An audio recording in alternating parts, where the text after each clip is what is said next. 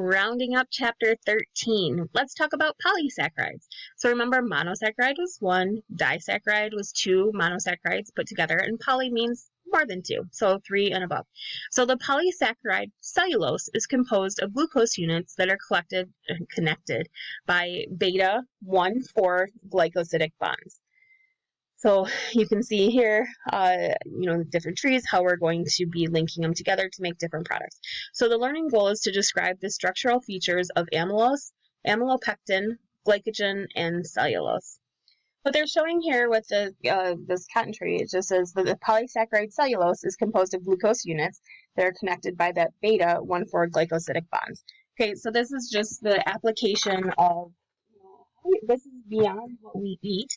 Beyond our blood, it's actually in like trees and stuff and the different types of cellulose and the fibers, etc.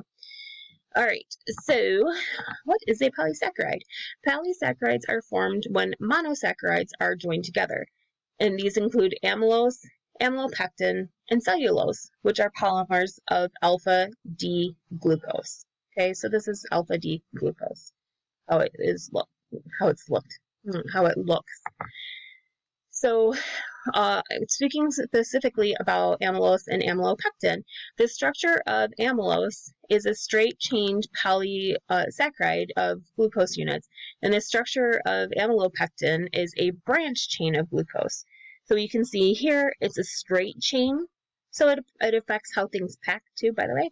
And then this one is kind of a zigzaggy, right? So it's a branch chain of glucose. So you can see that the branch is here.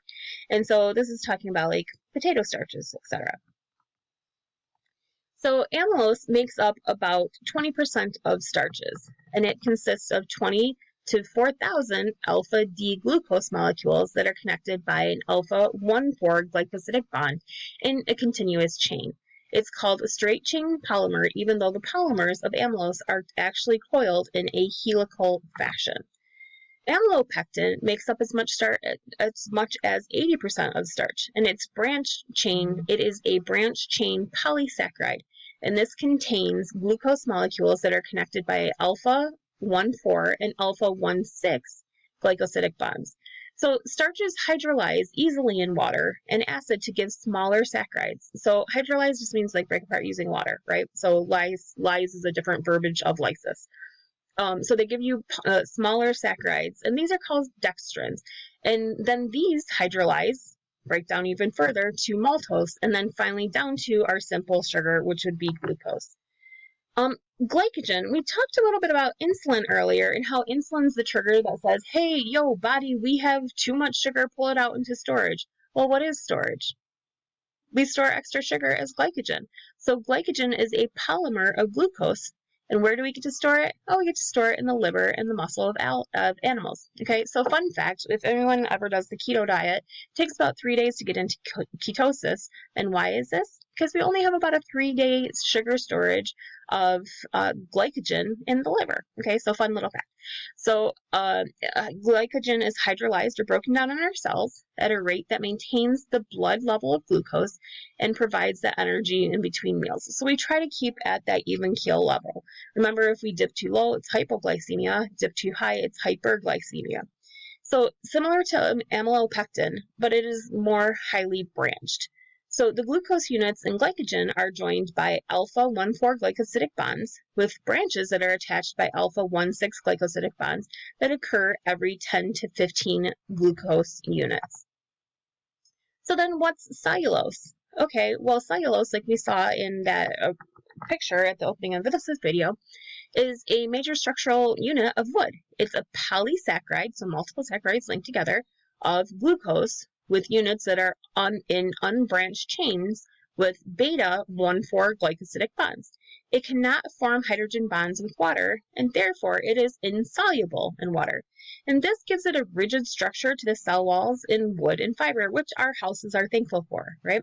It is more resistant to hydrolysis or breaking apart by water than other starches, and it cannot be digested by humans because humans cannot break down beta 1,4 glycosidic bonds. So don't eat trees, people, right? No, I mean, cellulose is in other foods. That was just a little bit of a joke. Okay, so you can see that, the close-up here, and the arrangement of the cellulose and the different components of cotton and a tree, right? So let's do a little study check. So identify the polysaccharides and types of glycosidic bonds in each of the following. Okay, so this would be your cellulose tree, right? And then your other guy. So pause me and come back. All right, so for the cellulose, we have beta 1,4 glycosidic bonds, where amylose has alpha 1,4 glycosidic bonds, and amylopectin that were in those starchy potatoes are alpha 1,4 and alpha 1,6 glycosidic bonds. So the final slide for this one is our concept map for carbohydrates. So your monosaccharides include glucose, galactose, and fructose. They're drawn in Fisher projections and the cyclic Haworth structure. They can be chiral compounds with mirror images, and these would be drawn as Fisher projections. So from glycosidic bonds, we can form them together. They form, not from. We can link them together to form disaccharides, okay? And these would be like maltose and lactose and sucrose, okay? And then we have our polysaccharides, and these are polymers of glucose stuck together. And the ones that are found in plants are amylose, amylopectin, and cellulose, or the starch that is stored, not the starch, sorry, the sugar that is stored in animals are our glycogen stores. All right, so great job, you guys. See you next week.